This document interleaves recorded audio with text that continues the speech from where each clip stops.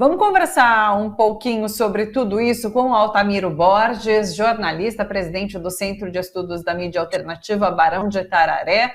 Miro, tudo bem por aí? Como você está? Tranquilinho? Tudo bem, Thalita? Você adotou tranquilinho? Só para você, é claro. Você está bem? Tudo tranquilinho, mocinha? Eu tô tudo tranquilo, tudo certo. Miro, Braga Neto, e aí? Má notícia para o PL e para Braga Neto. Qual o impacto, inclusive, nesse tabuleiro político, né? Porque mexe aí com os planos da direita, da extrema-direita para o Rio de Janeiro. Como fica? Então, Thalita, a decisão do Tribunal Superior Eleitoral ontem, do TSE, ela não tinha novidade com relação ao Bolsonaro. O Bolsonaro, em junho, já Sim. tinha sido punido com a inelegibilidade por 8 anos, até 2030, em função daquela pataquada, né, com a reunião com embaixadores, diplomatas que ele fez dentro do palácio. Né? Então, ali ele já tinha sido punido por uso irregular de poder político, né, para a campanha de reeleição dele.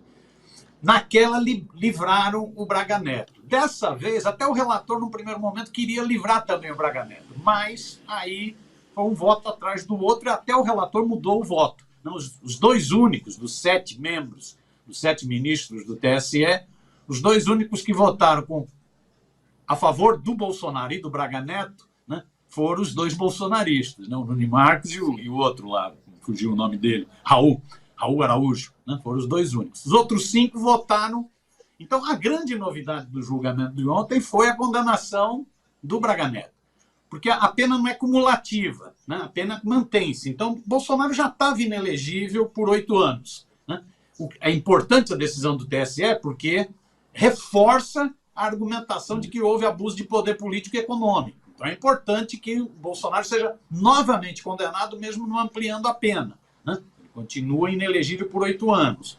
Agora, a novidade foi o milico, foi o general. Houve uma pressão violenta, né, das Forças Armadas para tentar evitar essa condenação, muito buchicho, né, muito buchicho de pressão, né, bastidor, né, mas foi lá e a decisão tomada, Braga Neto inelegível. Braga Neto, o Bolsonaro desejava, o Bolsonaro e o presidente do PL, o Valdemar, pressionaram para que ele fosse candidato no Rio de Janeiro, utilizando como argumento de que ele já tinha sido interventor militar no Rio de Janeiro, e o Rio de Janeiro está um caos na segurança, seria um nome forte para a disputa. Ele não estava muito convencido disso, até porque tem muita denúncia contra ele, ele não quer se expor demais. Então ele falava que não seria candidato a prefeito no ano que vem no Rio de Janeiro, que o sonho dele era ser senador. O sonho dele dançou agora. Porque agora ele não pode ser nem candidato à prefeitura do Rio de Janeiro, nem candidato em 2026 ao Senado, em qualquer lugar que ele quisesse concorrer. Né? Então o sonho dele dançou. Tentavam sempre livrar os generais do envolvimento com a tentativa de golpe, com os abusos que foram cometidos. Sempre tentaram livrar os generais. Né? A CPMI, a Comissão Parlamentar Mista de Inquérito, né? O relatório cita 8 generais, 8 oficiais de alta patente. Né? E foi importante. Agora o TSE confirma. Então é uma primeira cacetada. Deve ter preocupado os generais golpistas, devem estar preocupados com esse resultado do TSE, porque ele sinaliza para outras penas. Ou seja, Braga Neto não é mais candidato à prefeitura do Rio, não é mais candidato ao Senado em 2026, né? E isso complica um pouco mais a imagem, né, das Forças Armadas. Era natural que ele fosse, era justíssimo que ele fosse condenado, porque qual o argumento que a defesa dele utilizava? Não, ele não seria beneficiário. Como que ele não seria beneficiário? Se ele era o candidato a vice, ele seria beneficiário, ele viraria vice-presidente da República se todas as tramas de fraude eleitoral que essa turma planejou, né, de corrupção eleitoral, assédio eleitoral, uso de PRF, de Polícia Rodoviária, se todas essas tramas não fossem beneficiá-lo, iam beneficiá-lo. Então foi punido, justíssima punição. Eu ouvi alguém comentando sobre o Bolsonaro, as penas não se acumulam, né? Então ele se torna agora bi-inelegível. Eu gostei muito desse termo. É uma boa expressão, Inelegível. bi-inelegível. E ele tende a ser tri-inelegível, hecta-inelegível, porque ainda tem, eu acho, Thalita, teve o primeiro julgamento, que foi o da reunião dele ilegal, nem o ministro de Relações Exteriores participou disso, né? A reunião dele ilegal com embaixadores de outro país, aquela cena patética, né? Utilizando toda a estrutura do palácio para isso. Esse foi o primeiro processo. Agora, esses são dois processos que têm a ver com a utilização do bicentenário da independência, das comemorações da independência. Ele transformou Brasília em palanque eleitoral na independência e viajou rapidinho, com toda a estrutura do Estado, para o Rio de Janeiro para fazer comício eleitoral, né? Na comemoração do 7 de setembro, na comemoração do bicentenário da independência no ano passado. Mas lá fora, esses ainda tem outros, tem mais 13 processos no Tribunal Superior Eleitoral, e todos eles vão ser julgados. E a tendência é que todos eles, agora vão ser até mais rápidos, né? Porque se esses três já julgaram, né? A tendência dos outros 13 é ser mais rápido, né? Ele ser condenado. Então ele vai virar tri-inelegível, hecta-inelegível, não sei nem como dar um nome para tudo isso de inelegível dele. Vai legitimando a inelegibilidade dele. A gente vai acompanhando esse acúmulo aí de penas de inelegibilidade. Pois é. Eu tenho notícias em relação ao governo Lula. Lula sancionou agora há pouco uma lei que prevê a renegociação de dívidas do FIES, propondo condições mais favoráveis para o pagamento das dívidas, com contratos do FIES celebrados até o fim de 2017. Isso acaba de acontecer. A gente tem um videozinho que pintou aí nas redes sociais. Roda pra gente, por favor. Na verdade, é quase que um desenrola para as pessoas que estavam fazendo o FIES. Ou seja, não tenha vergonha se você está devendo porque você não pode pagar ou porque alguém prejudicou você. Vá ao MEC, vá à Caixa Econômica Federal e vá ao Fundo Nacional de Desenvolvimento Educacional e resolva o seu problema e volta a estudar. Se você já se formou, você vai ter 100% de desconto, cara. Parabéns, presidente. Mais uma ação importante para os jovens e para a educação no Brasil. Muito bem, Camilo. Olha só, de acordo com o governo federal, mais de 1,2 milhão de estudantes têm contratos inadimplentes com o FIES, a soma das dívidas estimada em 50 bilhões, e esse texto prevê descontos de até 99% dessas dívidas. É mais uma ação muito positiva do governo, né, Miro? Então tem essa que se junta com essa questão do aumento dos impostos para a compra de armas e munições. Ontem a gente anunciou essa questão do pagamento de pensão para filhos de mulheres assassinadas por feminicídio. Então o governo está acumulando uma série de ações muito positivas, que trazem um resultado muito positivo para a gente enquanto sociedade, muito bacana. É o extremo, é o oposto do que fazia o capetão, né? O capetão liberava armas, estimulava a morte, né? E sabotava a educação, né? Inclusive com os ministros de educação do capetão, que eram horríveis, né? Só dava tranqueira, aquele Weintraub, aquele pastor bandido, só dava tranqueira, né? Pois bem, então ele sabotava a educação e estimulava a arma. O Lula está fazendo o contrário, né? Ele pede para os estudantes voltem a estudar, 1,1 milhão, né? Inadimplentes, situação muito difícil, de crise, de pandemia, né? Voltem a estudar, vocês vão ter a dívida diminuída, né? Até 90%, voltem a estudar, é importantíssimo, e ao mesmo tempo ele baixa um decreto, né? Que aumenta o imposto de produtos industrializados IPI para venda de armas de fogo e munições, né? Um aumento, né? A taxa passa de 29,25% para 55%. Então, um aumento razoável. Qual é o objetivo disso? É diminuir a circulação de armas no Brasil. É diminuir a morte no Brasil, né? Então, é o extremo oposto do capetão fascista. O fascista estimulava a morte e rebaixava a educação. O Lula estimula a educação, voltem a estudar, esses 1.100.000 inadimplentes, né? E restringe o uso de armas, né? Porque é isso, você pega eu estava vendo aqui um dado, é evidente, esse projeto, no caso das armas, pode aumentar a arrecadação para mais 342 milhões no ano que vem. Pode, vamos ver, né? Agora, o mais importante não é o que aumenta de arrecadação, é o que controla de armas, né? Na gestão do Bolsonaro, ele baixou 40 decretos facilitando armas e munições. Baixou 40 decretos, era necropolítica pura, era morte, mata, né? Segundo o Instituto Sou da Paz, o número de armas registradas em nome daqueles colecionadores, atiradores e caçadores, o número de armas registradas pulou de 350 mil em 2018 para 1 milhão de armas em 2022. Muitas dessas armas foram para o crime.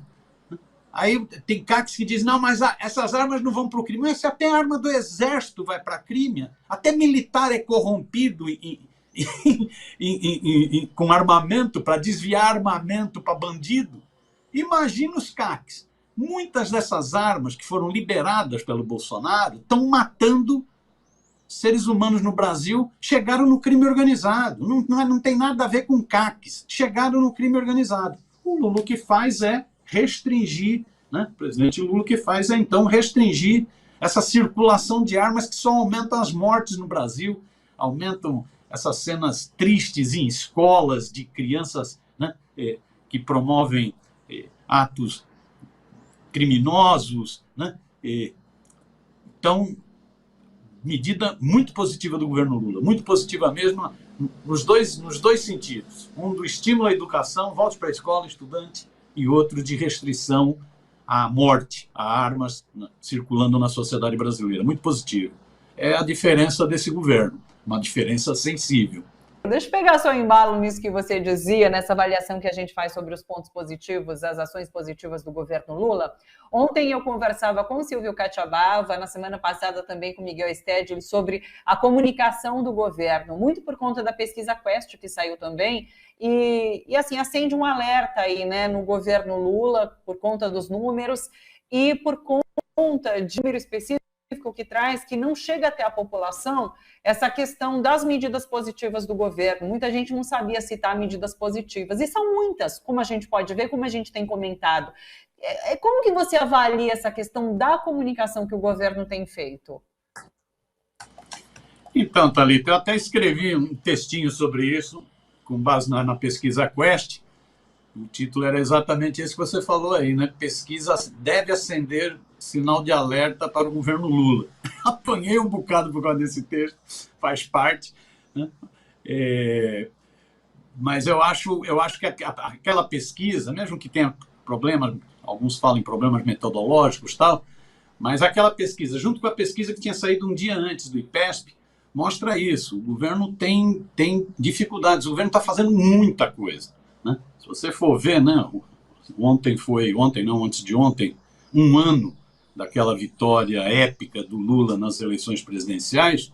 Nesse um ano, o Brasil, impressionante, o Brasil voltou no cenário internacional, o papel que o Brasil ocupa depois de ter virado pária internacional com Bolsonaro. Os programas sociais, os principais programas sociais voltaram para alívio da sociedade brasileira, Minha Casa Minha Vida, mais médicos, né? Bolsa Família, vários programas sociais voltaram para alívio. De ver agora essa questão da anistia para os endividados do FIES, né? Vários programas voltaram.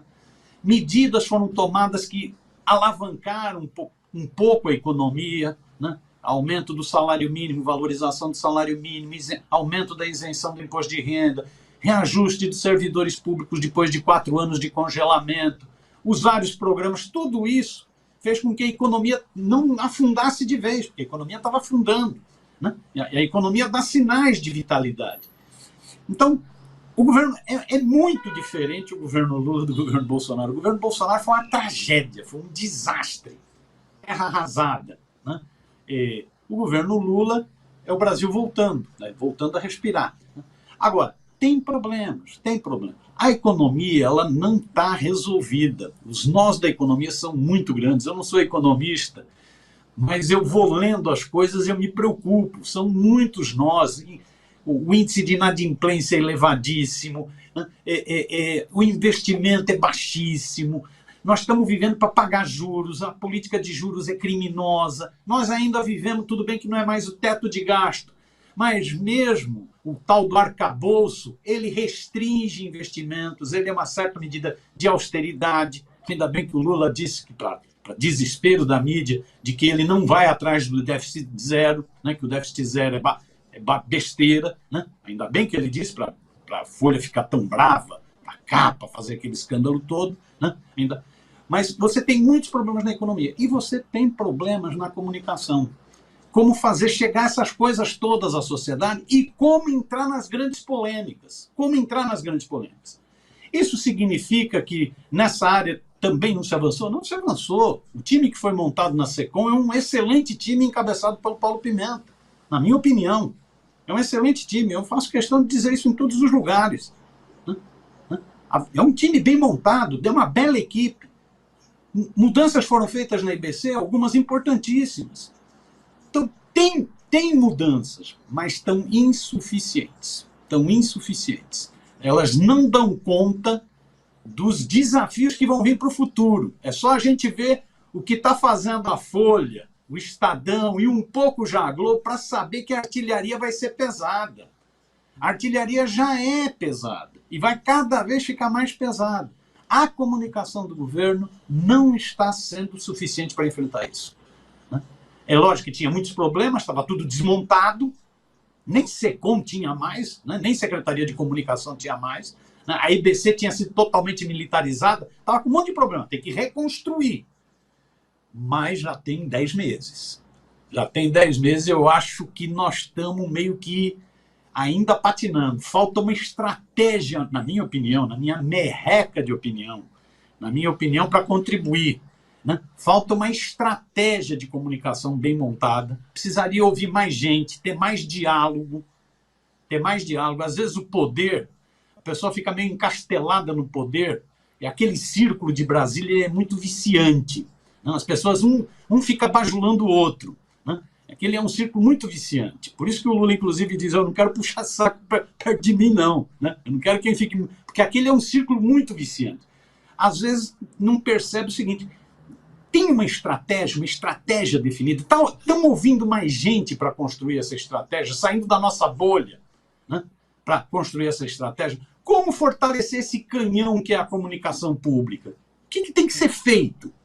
Inclusive com ousadia, provocando. O que tem que ser feito? O que tem que ser feito para estar mais vinculado? Não adianta fazer a discussão de 2003. 2003 era uma realidade da mídia, não tinha as redes digitais com a força que tem hoje. O que tem que ser feito para ter mais agilidade na comunicação? Hoje, se você demorar na resposta, a resposta já não vale mais. Então, como que eu crio sinergia? Como que eu ganho agilidade? Como que eu replico rapidamente as coisas? Como que eu monto uma grande rede? Me parece, posso estar falando besteira, espero estar falando besteira, né? Espero ser corrigido, né? Mas me parece que nós estamos ainda falhando nessa área. E a pesquisa Quest mostra isso. A pesquisa Quest mostra isso.